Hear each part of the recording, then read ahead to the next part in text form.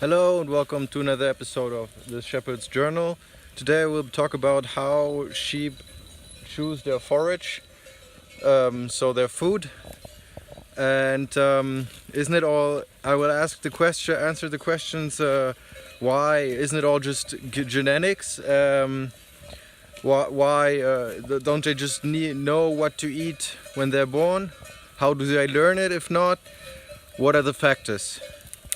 Because in holistic management, we get taught that we should try and look at everything, so at all the factors, not only at one factor, and we should try to implement everything in our management. So this is why I'm doing this video today. The first factor is the mother. The lambs, they learn at a young age what to eat and not to eat from their mothers. So they follow them around and as well with other peer groups. So they discover by themselves as well. Maybe they get sick from some grasses or some forbs and from other not. So it's a lot about their environment when they're young, where they get brought up, at what foods they get used to. If they get used to cereals and hay in confinement, and they've never seen grasses before or shrubs, it's hard for them to get into that because it's something completely new. So basically, what I want to say is that it's always a good idea to bring the young ones in contact with food that you want them to eat later in life. So if you want them to eat weeds and shrubs, bring them in contact with weeds and shrubs, for example. The second thing is the palatability of a plant. So the nutrient content, the level of toxicity, the flavor, and the post-ingestive effect. So this is also very useful to know about, because if you want your animal to eat a lot of shrubs and weeds, it's always good to beforehand to feed them some energy and some proteins, because weeds and shrubs, they contain a lot of toxicity. So the stomach gets acidic, and to keep up the acidic basis level in the stomach, the animal needs glucose and amino acids so that they can cope with that acidity.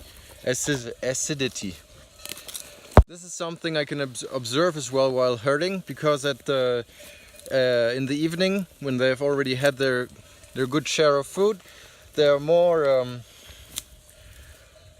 they eat more readily the shrubs and the weeds and the plants that are more fibrous, so less palatable plants.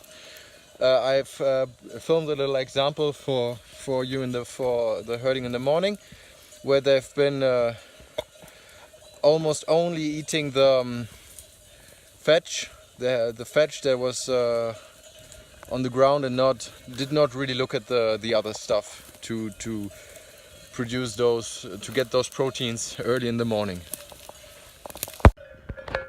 This is in the morning hours, so the sheep are in search of high energy, protein rich food. So as you can see, they almost all get excited over the hairy veg.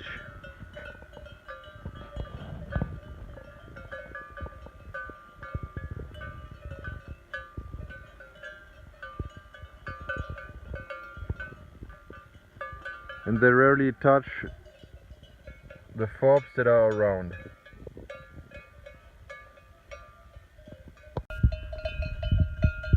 But as I told you, every plant has a certain amount of toxicity in it, so it's a good thing to have a good amount of different kind of plants, so that the animal can choose their forage, so that they don't have any overconsumption of a certain toxicity in their stomach and get sick. So the post-ingestive effect is a very important thing as well. So this is a good thing to know about when you design your paddocks.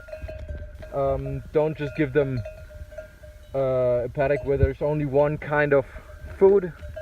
Try to define them so there's a good diversity so they can choose from a good diversity each day. So this is it for today's episode. In the next video I will talk about the senses, so the sight, smell and taste again, and then about the time factors, so the seasonal changes, how the seasonal and daily changes affect palatability, so how they choose the forage again, and the group pressure, so animals bunch up, eat different or select different grasses or differently the grasses than animals, scattered animals. Okay, so hopefully you'll join me, stay tuned and see you next time.